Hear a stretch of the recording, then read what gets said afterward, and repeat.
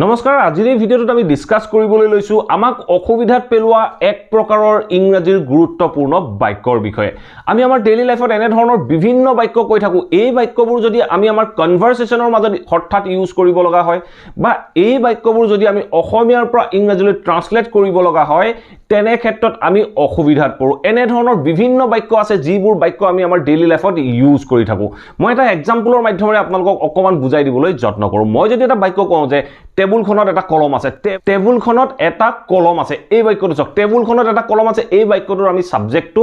recognise কৰিব নোৱাৰো ঠিক তেনে ধৰণে মই যদি কওঁ টেবুলখনত এটা কলম থকা উচিত আছিল টেবুলখনত এটা কলম থকা উচিত আছিল ঠিক তেনে ধৰণে আমি ক'ব পাৰো যে তোমাৰ ৰুমত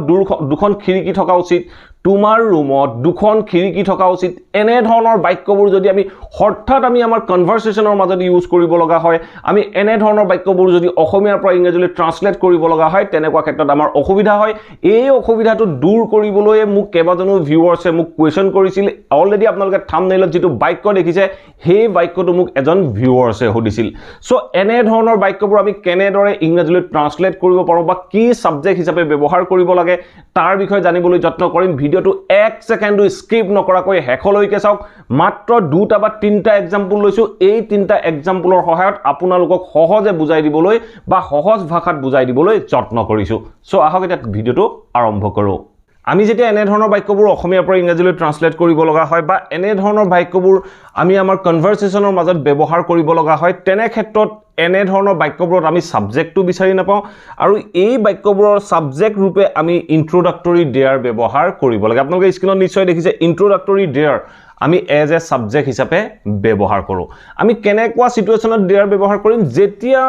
কোনো বাক্যই কোনো এটা নাম্বাৰৰ কথা ক'ব কোনো এটা নম্বৰৰ কথা ক'ব যেতিয়া বাক্যটোৱে কোনো এটা নম্বৰৰ কথা ক'ব আৰু এই নম্বৰটো কৰবাত আছে বুলি ক'ব এই যেটো কোনো এটা নাম পাৰ্টিকুলাৰ নাম্বাৰৰ কথা ক'ব মই অলৰেডি আপোনালোকক এটা এক্সাম্পল কৈছিলো যে ৰুমটোত দুখন খিৰিকী আছে ৰুমটোত দুখন খিৰিকী আছে বা ৰুমটোত দুখন খিৰিকী থকা উচিত এই এনে ধৰণৰ বাক্য দুটা নাম্বাৰৰ কথা কৈছে এই কোনো এটা পাৰ্টিকুলাৰ নাম্বাৰৰ কথা ক'ব আৰু এই নাম্বাৰটো কৰবাত থকা উচিত বুলি ক'ব যেতিয়া কৰবাত থকা উচিত বা কৰবাত আছে বুলি ক'ব তেনেকুৱা ক্ষেত্ৰত আমি ডেয়াৰ হিচাপে ব্যৱহাৰ কৰো যেনে আমি আগতে বাক্য কিছুমান পঢ়ি আহিছিলো যে জংগলখনত এটা বাঘ আছিল জংগলখনত এটা বাঘ আছিল কি আছিল এটা নাম্বাৰ আছিল এটা বাঘ আছিল কৰবাত কিবা এটা আছিল বুজাইছে যেতিয়া এনে ধৰণে কৰবাত কিবা এটা আছিল বা আছে বা থকা উচিত বুজাব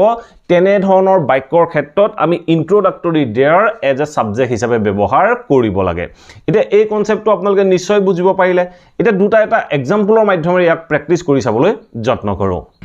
এটা ফাৰ্স্ট এক্সাম্পল চাওক কি কৈছে স্কুলত 5 জন শিক্ষক আছে এই বাক্যটো চাওক কি কৈছে স্কুলত 5 জন শিক্ষক আছে বা স্কুলখনত 5 জন শিক্ষক আছে আমি এটা নাম্বাৰৰ কথা কৈছো ন স্কুলখনত 5 জন এটা নাম্বাৰৰ কথা কৈছো 5 জন শিক্ষক সো এই যেতিয়া বাক্যটো কি কৈছে কোনো এটা নাম্বাৰৰ কথা ক'ব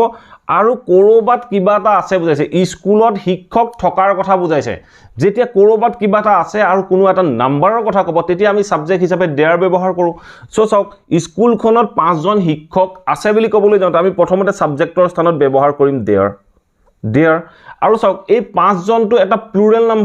প্লুৰেল নাম্বাৰ এজনতকৈ বেছি হোৱাৰ লগে লগে প্লুৰেল নাম্বাৰ হোৱাৰ লগে লগে আমি ব্যৱহাৰ কৰিম আছে বুলি কৈছে প্ৰেজেন্ট টেন্সৰ বাক্য তেতিয়া আমি ব্যৱহাৰ কৰিম দেয়াৰ আৰ আছে দেয়াৰ আৰ কিমান জন আছে 5 জন টিচাৰ আছে তেতিয়া আমি কম 5 টিচাৰ এনে ধৰণে আমি ট্ৰান্সলেট কৰিম দেয়াৰ আৰ 5 টিচাৰ 5 জন শিক্ষক আছে দেয়াৰ আৰ 5 টিচাৰ 5 জন শিক্ষক আছে কোট আছে দেয়াৰ আৰ 5 টিচাৰ কোট আছে স্কুলখনত আছে না স্কুলখনত আছে বুলি কওঁতে আমি কম in the school there are 5 teachers in the school স্কুলখনত 5 জন শিক্ষক আছে এনে ধৰণে আমি বাক্যটো অসমীয়াৰ পৰা ইংৰাজীলৈ ট্ৰান্সলেট কৰিম আমি কি কলো there as a subject হিচাপে ব্যৱহাৰ কৰিলে আমি বাক্যটো কল যে there are 5 teachers in the school স্কুলখনত 5 জন শিক্ষক আছে প্ৰেজেন্টত কোৱাৰ কাৰণে আছে বুলি কওঁতে প্লুৰেল নম্বৰ হোৱাৰ কাৰণে আমি are ব্যৱহাৰ কৰিলো যদি পাষ্টত ক'ব লগা হয় তেতিয়া এই are ঠাইত আমি were ব্যৱহাৰ কৰিম there were 5 teachers in the school eto teachers hobo lagisile plural number hobo there were 5 teachers in the school khonot 5 jon shiক্ষক আছিল ene dhorone kom jodi moi kobo loga hoy school khonot 5 jon shiক্ষক thoka uchit school khonot 5 jon shiক্ষক thoka uchit kunuba ekhon school dhorok 5 ta class ase dujon he teacher ase moi koisu je school khonot 5 jon shiক্ষক thoka uchit korobat kiba eta thoka uchit bujaise eta number kotha koise tetia moi subject or sthanot there e bebohar korim there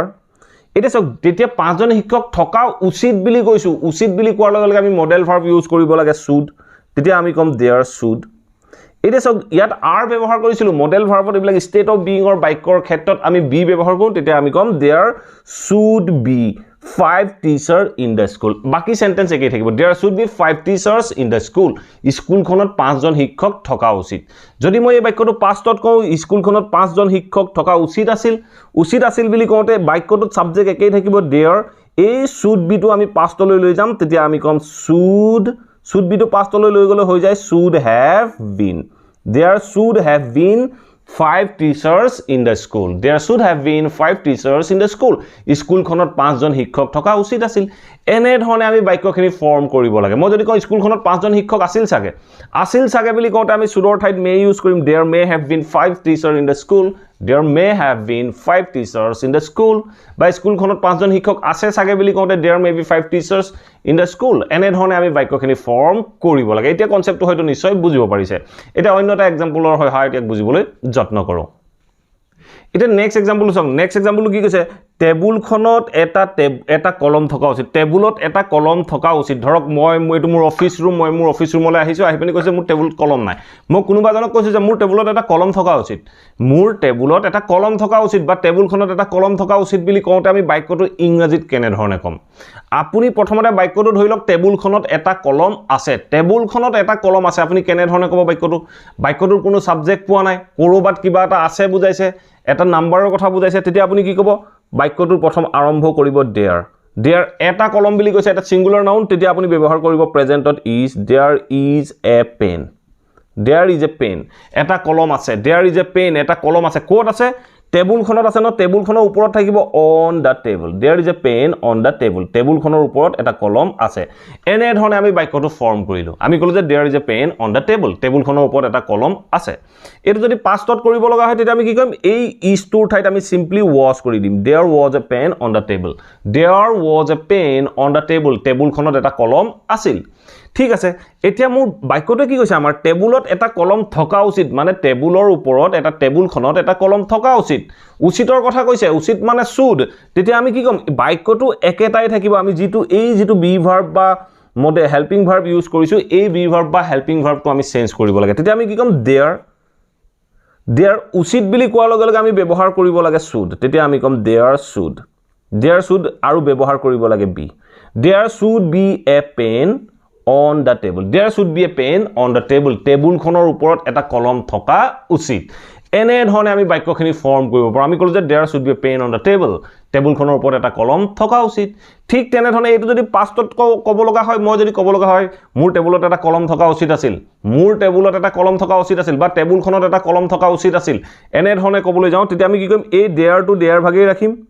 এই should be টো আমি পাষ্টলৈ লৈ যাম তেতিয়া আমি কম there should be টো পাষ্টলৈ লৈ গলে shouldৰ লগত have লাগিব আৰু be টো হৈ পৰিব been তেতিয়া আমি কম there should have been a pen on the table এনে ধৰণে আমি বাক্যটো ফৰ্ম কৰিম there should have been a pen on the table টেবুলখনত এটা কলম থকা উচিত আছিল এনে ধৰণে আমি বাক্যখিনি ফৰ্ম কৰিব পাৰো আৰু ইয়াত আপোনালোকে may লাগিলে may ইউজ কৰিব পাৰে টেবুলখনত এটা কলম আছিল চাগে বুলি কওঁতে আপুনি ক'ব পাৰে there may have been a pen on the table টেবুলখনৰ ওপৰত এটা বা টেবুলখনত এটা কলম আছিল চাগে ঠিক তেনে ধৰণে মই আপোনালোকক এটা বাক্য আৰম্ভণিতে কৈছিলো ৰুমটোত দুখন খিৰিকী থকা উচিত এই বাক্যটো আপোনালোকে অসমীয়াৰ পৰা ইংৰাজীলৈ ট্ৰান্সলেট কৰক আৰু মোৰ কমেন্ট বক্সত কমেন্ট কৰক আৰু যি সকলে শুদ্ধ কমেন্ট কৰিব মই তেখেতসকলক হাৰ্ট দি দিবলৈ যত্ন কৰিম যদি এই ভিডিওটো ভাল পালে প্লিজ ভিডিওটো লাইক কৰক আৰু সকলো ছাত্ৰ ছাত্ৰীৰ মাজত ভিডিওটো শ্বেয়াৰ কৰি দিয়ক সকলোৰে মাজত শ্বেয়াৰ কৰি দিয়ক যাতে সকলোৱে ইংৰাজীৰ এই কনসেপ্টবোৰ ঘৰতে থাকি শিকিব পাৰে আৰু যদি এই চেনেলটো এতিয়ালৈকে সাবস্ক্ৰাইব কৰা নাই যদি ফাৰ্স্ট টাইম ভিজিট কৰিছে আপোনালোকে এই চেনেলটোৰ মাধ্যমেৰে যদি ইংৰাজীৰ বিভিন্ন গ্ৰামাৰ বা স্পোকেন ইংলিছৰ ট্ৰিকৰ বিষয়ে শিকি থাকিব বিচাৰে তেতিয়ালে প্লিজ এই চেনেলটো সাবস্ক্ৰাইব কৰি লৈ অল নটিফিকেশন অন কৰি ল'ব মই আপোনালোকৰ বাবে এনে ধৰণৰ ইন্টাৰেষ্টিং টপিকৰ ওপৰত ৰেগুলাৰ ভিডিও প্ৰস্তুত কৰি থাকো আপোনালোকে নটিফিকেশন পাব আৰু ভিডিওবোৰ চাব পাৰিব আৰু যদি আপোনালোকৰ কিবা টপিক বা কোৱেশ্চন আছে আপোনালোকে মোক কমেন্ট বক্সৰ মাধ্যমেৰে জনাব পাৰে মই আপোনালোকৰ টপিক বা কোৱেশ্চনবোৰৰ ওপৰতো মই ভিডিও প্ৰস্তুত কৰিবলৈ যত্ন কৰিম thank you for watching this video have a nice day